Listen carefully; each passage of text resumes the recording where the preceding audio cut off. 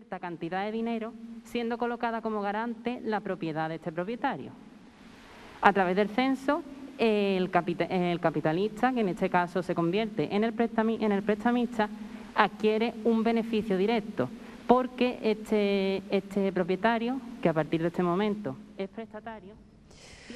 Bueno, continuamos desde los claustros de Santo Domingo en esta jornada inaugural de las 9ª jornadas de archivos privados y conventuales, que va a estar vigente, se va a celebrar en esta ubicación hasta el próximo viernes, en la jornada de hoy, mañana y tarde, y a partir del jueves y viernes habrá ponencias a lo largo de la tarde y actividades complementarias que tendrán lugar durante el fin de semana.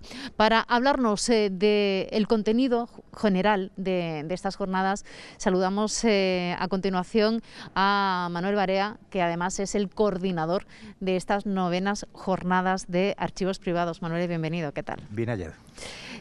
Ha comentado que en el acto de inauguración, que todo esto comenzó hablando con Jesús Anguita, con el que hemos tenido la oportunidad de charlar hace un rato, bueno, pues como un proyecto que germinaba, que lo veían como algo futurible, y fíjese, ¿no?, hasta dónde ha llegado ya estas jornadas.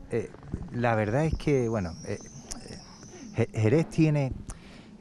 Yo soy un enamorado de Jerez, ¿verdad? Decirlo en la televisión puede quedar como dice, bueno, yo soy enamorado de Jerez en el sentido de que, bueno, he tenido la suerte de empezar mis labores archivísticas en el Archivo Diocesano de Jerez de la Frontera.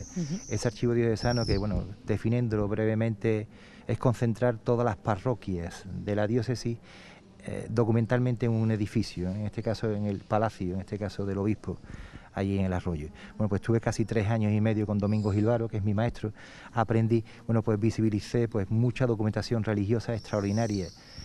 Puedo hablar de cláusulas testamentarias, puedo hablar de actas sacramentales, libros de fábrica.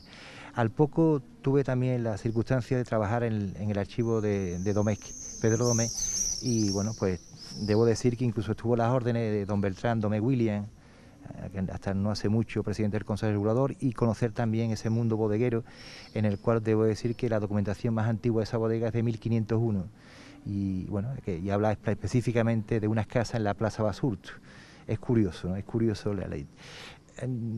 Muy cercano a esa fecha me traslado a González Vía y empiezo a trabajar también en esos archivos bodegueros, y bueno, mis vicisitudes llegan a llegar al Ayuntamiento de Jerez y estar durante 10 años como director del archivo municipal. Bueno, pues en esa trayectoria profesional, bueno, pues vas conociendo documentos, vas conociendo instituciones y vas conociendo la ciudad de Jerez, ¿no? Bueno, pues una manera, digamos, de visualizar ese patrimonio era, bueno, acceder y digamos, mostrar esos archivos privados que ya te he nombrado, ¿no? El diocesano, bodeguero, y después aquellos que incluso me he ido encontrando en esos archivos públicos que han quedado donados o cedidos, ¿no?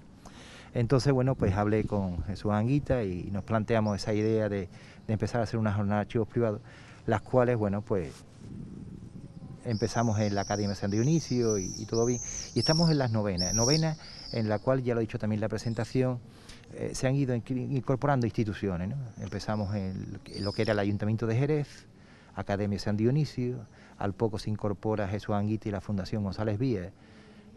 No mucho, bueno, existe en Jerez, no existen muchas, existe una asociación de amigos del archivo, imaginar lo que supone esto para un archivero.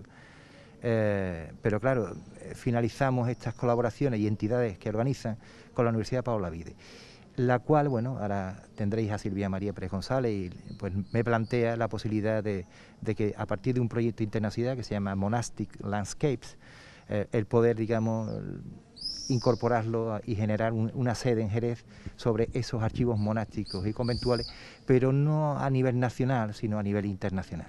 Y este es el caso, y estas son las 9ª jornadas de archivos privados.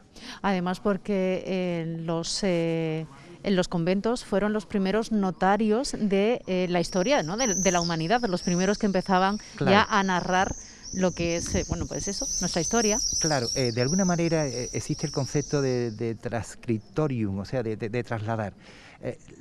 tenemos que hablar incluso de los musulmanes. O sea, la memoria clásica, la cultura clásica queda trasladada desde una línea del mundo musulmán, fijaros el concepto musulmán, y por otro lado del mundo de los monasterios, ¿no?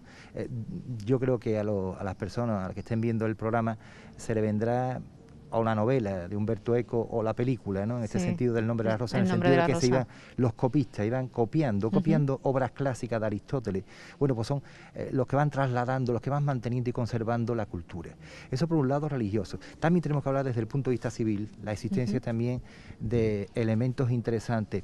Vamos a celebrar los 800 años del nacimiento de Alfonso X. Alfonso X genera la Escuela de Traductores. Va en esa línea, hay dos líneas, la parte religiosa y la parte civil.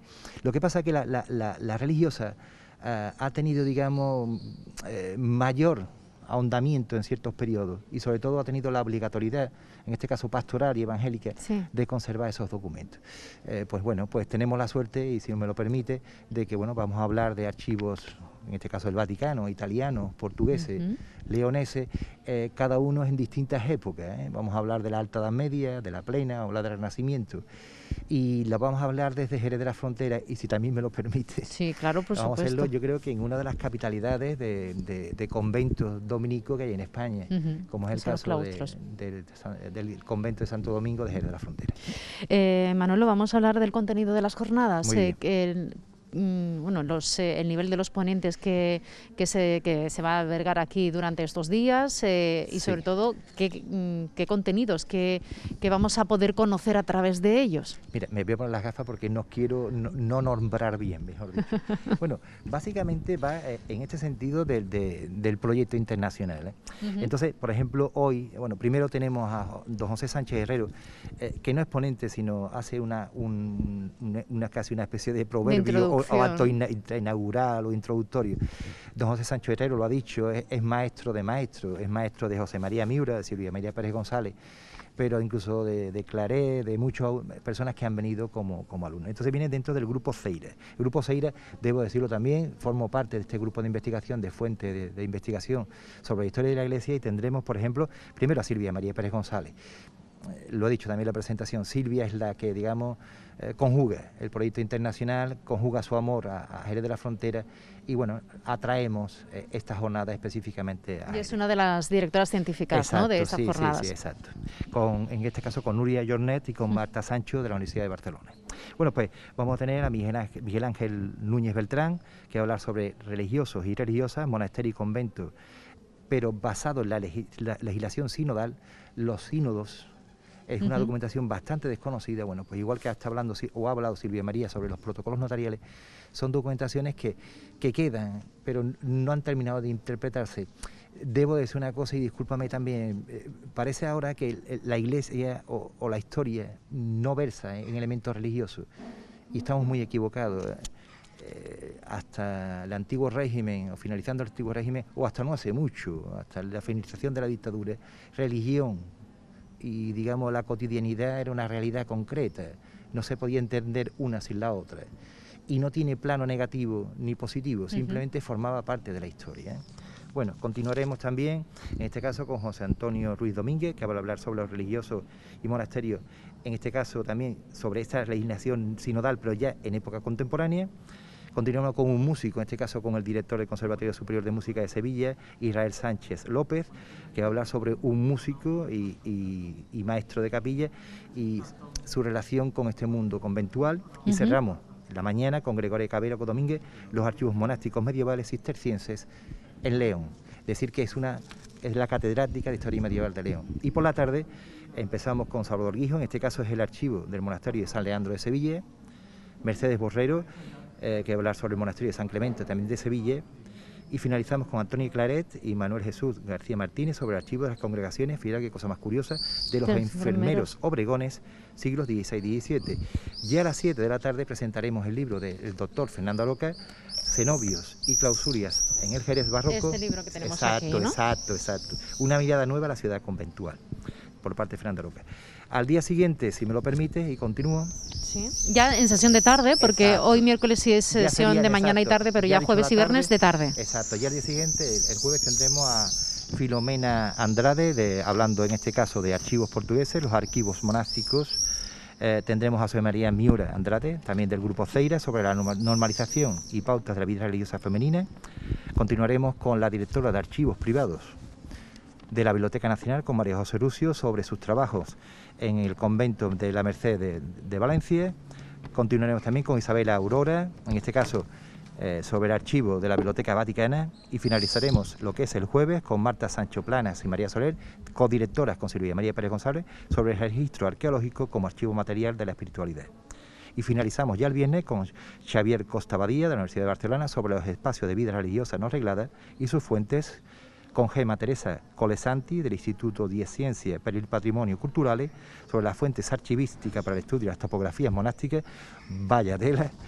Continuamos con Irene Brugués Massot, en este caso del Servicio del Ámbito Cultural Benedictines, hablando de la historia de los benedictines. Nuria Jornet, sobre las fuentes archivísticas para el estudio del monacato femenino.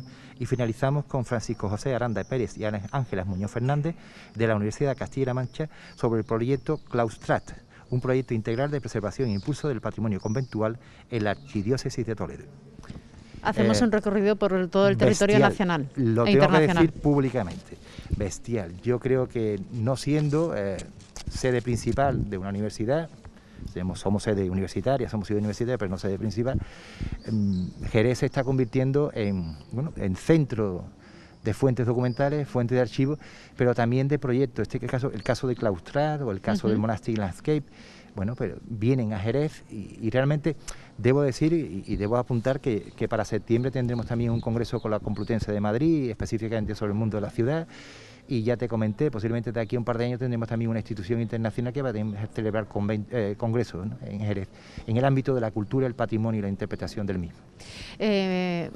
Manolo, para hacernos una idea de qué repercusión, qué dimensión tienen estas jornadas dentro de todo el sector de los archivos en nuestro país, Jerez está en una posición lo suficientemente alta, arriba, como para que seamos conscientes, ¿no?, y valoremos lo que se organiza aquí. Claro, debo decir que, y lo tengo que decir, no es que uno sea ni mejor ni peor, pero a una llamada desde Jerez de la Frontera muy difícilmente se le niega la asistencia de la institución en cuestión.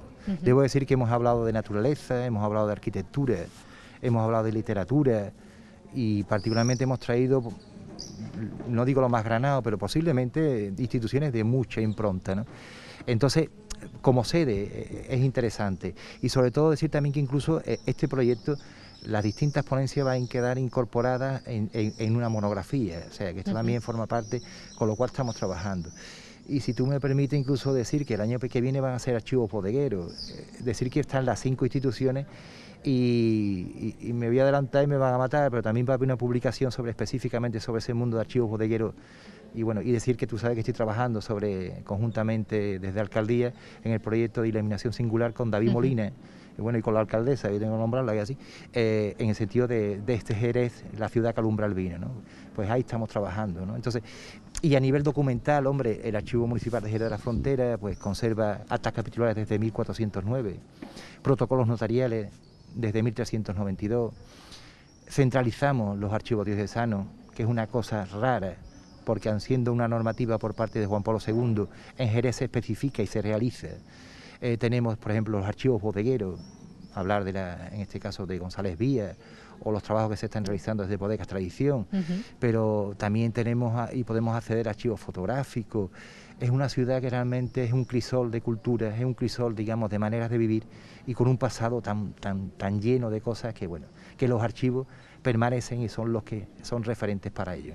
Manuel, has comentado que para la próxima edición, para la 10ª, se va a enfocar en los archivos bodegueros. Sí. Y también hay intención de recuperar aquellos archivos dedicados a la música, que era el programa previsto para el año pasado, que por la pandemia no se pudo celebrar. Sí, mira, fue un dolor muy grande, creo que fue el mismo día, por la tarde la alcaldesa dijo que se cerraban todos los espacios públicos.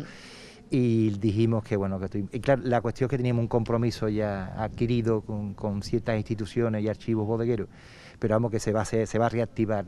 Decir que los archivos son transversales y son infinitos en su temática.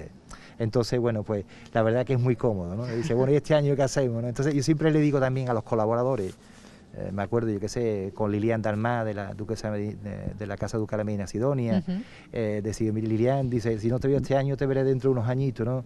Y si no hablamos de arquitectura, hablamos, por ejemplo, a lo mejor de la topografía, si no hablamos de la topografía, estamos hablando de los archivos de televisión, decir y reivindicar, ¿no? y apoyar en este caso a vuestra institución, al ayuntamiento y a la gente de la televisión, ese archivo de televisión vuestro, que es excepcional y único también. Que los archivos no solamente están en documentos escritos, que también están en documentos audiovisuales. Exacto, forman parte también del concepto de archivo. Manolo, no quiero yo saltarme las actividades complementarias que hay el fin de semana, porque hemos nombrado cada una de las ponencias que se van a celebrar y que van a tener lugar en esas jornadas, pero mañana, el viernes y también el sábado hay visitas, ¿no? Hay actividades. Yo, digo que tengo mucha suerte. Yo tengo mucha suerte por muchas cosas, ¿no? Pero en este sentido con las jornadas y las personas que colaboran con uno. Entonces, mañana estará José Manuel Moreno Arana, que no puedo decir, yo creo, sin Jerez hay historiadores, la historia del arte y esta persona en cuestión, conjuntamente con Fernando Aroca o con otros, son de tal grado de intelectualidad y de conocimiento de lo que hablan y lo que hacen. Bueno, pues Moreno Arana, José Manuel, va a explicarnos el convento, desde el convento y su parte que queda en manos ahora pública, en este caso de los que son los claustros. Pues imaginar, va a ser una visita extraordinaria. Nos vamos a mover poco, va a ser una salida, pero porque muy nos vamos a quedar aquí mismo, ¿no? Exacto, en esta ubicación, que es una maravilla, por cierto. A mí lo que me falta ahora mismo, un dulcecito esto de convento y un cafelito, ¿no? Y después el jueves vamos a tener la suerte de contar con, en este caso, con María del Carmen Rodríguez Duarte, que ya hizo una monografía específicamente sobre el convento de Franciscana de San Lucas. Ha ido bien la cosa, se está aplaudiendo. Entonces vamos a ir a San Lucas de Barrameda. San Lucas es una ciudad hermana. Debo decir también de que las colaboraciones con San Lucas, con el puerto, con los archiveros, es muy continua, ¿no? Entonces, San Lucas, bueno, aparte que está celebrando esa circunnavegación, esa capitalidad casi también gastronómica, dar la enhorabuena también a San Lucas, ¿no? Porque es capitalidad cultural en muchos ámbitos también, ¿no? Es que yo creo que el entorno es un todo, ¿eh? Yo creo que eso. Y finalizamos con José María Miura y con una visita a los conventos de Sevilla. Decir que, y disculparme, ¿no? que el que pueda ir, que vaya en ese sentido, porque José María es profesor de Historia Medieval, pero aparte es un grandísimo conocedor del mundo monástico y conventual en Sevilla. Y Sevilla, yo desde que estudié la carrera, soy licenciado en Historia también, bueno, estoy haciendo la tesis doctoral en la Pablo Olavide y eso, pero a mí me gustaba siempre perderme en Sevilla.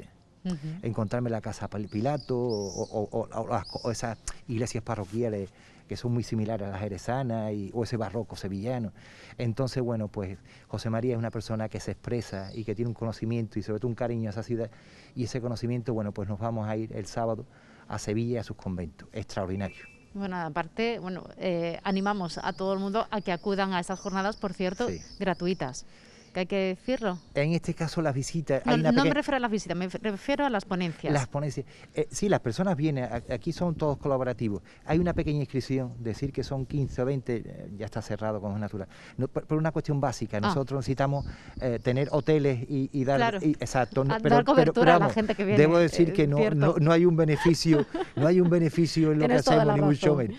Pero vamos, con todo, si alguien, si preguntara y hay posibilidades, si podemos hacer un gesto, se podría hacer, pero decir que difícilmente en el sentido de que yo que me he lanzado a la piscina sin conocerlo, a ver. Pero básicamente, además tenemos confianza, es por eso, o sea, nosotros es una pequeña inscripción, muy pequeña, o sea, decir también que cuando llegan los distintos ponentes de distintas instituciones, se quedan un poco sorprendidos de la asistencia.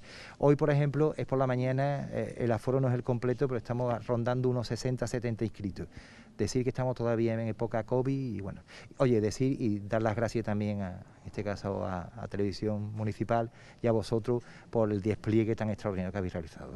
Bueno, queremos estar aquí presentes en estas jornadas, las 9º jornadas que están dedicadas a los archivos conventuales y bueno, pues conocer también un poco más de toda nuestra historia, no solamente la nuestra, de nuestra ciudad, sino también pues la historia de otros territorios y conocer también el desarrollo y la evolución de la historia general, ¿no? La nacional y la internacional. internacional. Manuelo, muchas gracias. A ti siempre. Estaremos todavía por aquí continuando, hablando con más protagonistas, hablaremos con Silvia, hablaremos con otros ponentes que se dan cita en la jornada de hoy, en estas jornadas de archivos privados. Muchas gracias. A ti. Y nos vamos a ir precisamente con la señal que nos llega desde la sala refectorio.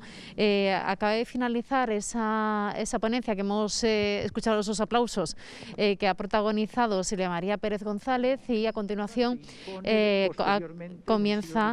ha comenzado ya la ponencia de Miguel Ángel Núñez Beltrán del Grupo Ceira, que va a hablar sobre religiosos y religiosas, monasterios y conventos en la legislación sinodal, medieval y moderna de Andalucía. Nos quedamos con la señal. La finalidad de los sínodos era la organización interna de la Iglesia diocesana y la reforma de la vida y costumbres del clero y del pueblo. Además, tras la celebración del Concilio Tridentino, se hace imperiosa la necesidad de asentar la legislación y doctrina de la Contrarreforma.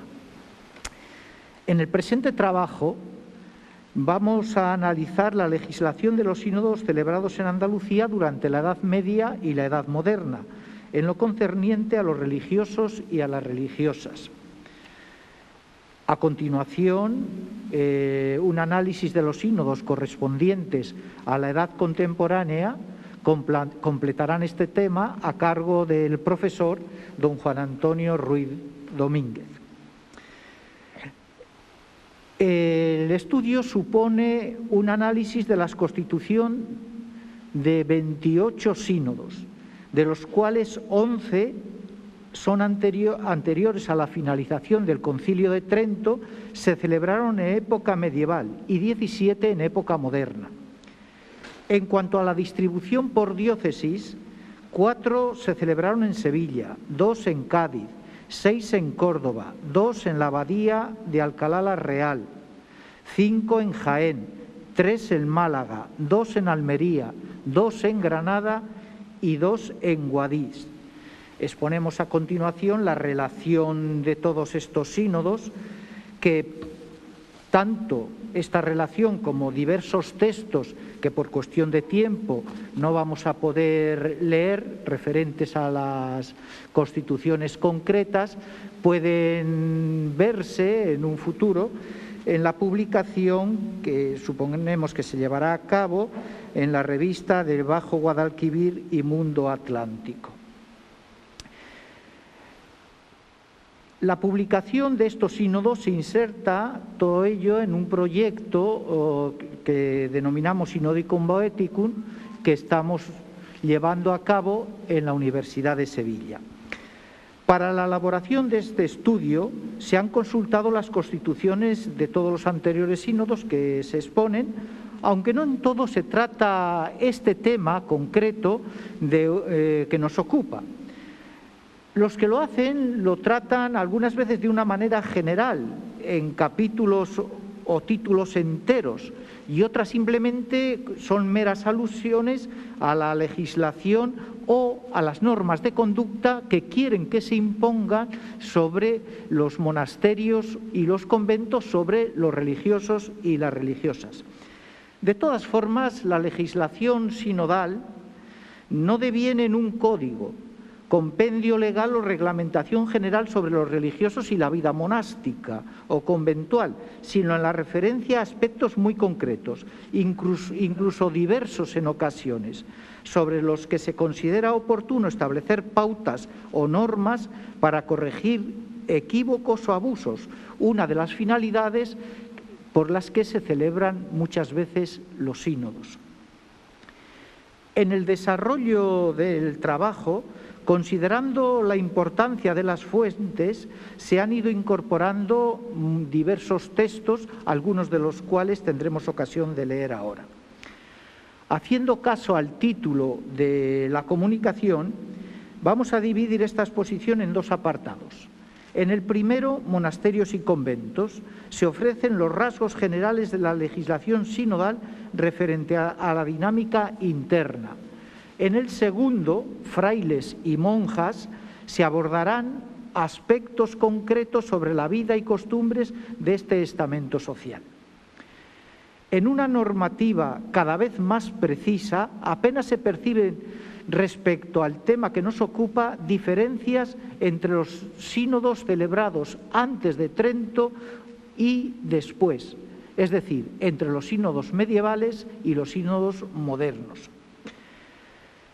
En cuanto a los monasterios y conventos, las constituciones sinodales utilizan de manera indistinta, prácticamente como sinónimos, ambos términos, si bien prevalece convento referido de manera preferente a los centros femeninos, a conventos de monjas. Se concibe en su definición como lugares de vida en común de personas entregadas a la vida religiosa, sobre todo de frailes mendicantes y de monjas, a quienes se les exige clausura. Por ello, se insta bajo graves penas a sacerdotes y religiosos, y además también a seglares, que respeten la clausura como forma de salvaguardar los votos de las monjas. Vamos a leer ahora sí un texto, una constitución de un sínodo celebrado en Córdoba en 1667, que dice a este respecto lo siguiente: avisamos, está prohibido a eclesiásticos seculares y regulares y a los seglares de cualquier condición frecuentar los conventos de monjas por derecho canónico y por decreto de la Sacra Congregación de Seglares, con excomunión lata después de amonestados, y a los clérigos seculares añade pena de suspensión y a los regulares de voz activa y pasiva. Respecto a los monasterios y a los conventos, la potestad episcopal se determina desde el primer momento de la misma erección de los mismos. Al obispo compete conceder licencia para la fundación de conventos y monasterios, aportando incluso datos en cuanto al número de religiosas y patrimonio necesario para las fundaciones. Un sínodo de Málaga de 1674 lo expresa así: y el nuevo convento que se pretenda fundar ha de ser en tal manera que puedan residir en él 12 religiosas y que conste al obispo que se han de poder sustentar. Para ello, el prelado debe validar las bulas y constituciones apostólicas que se presentan, examinar los permisos del Consejo Real y también los de los ayuntamientos o cabildos en los lugares donde se va a producir la erección.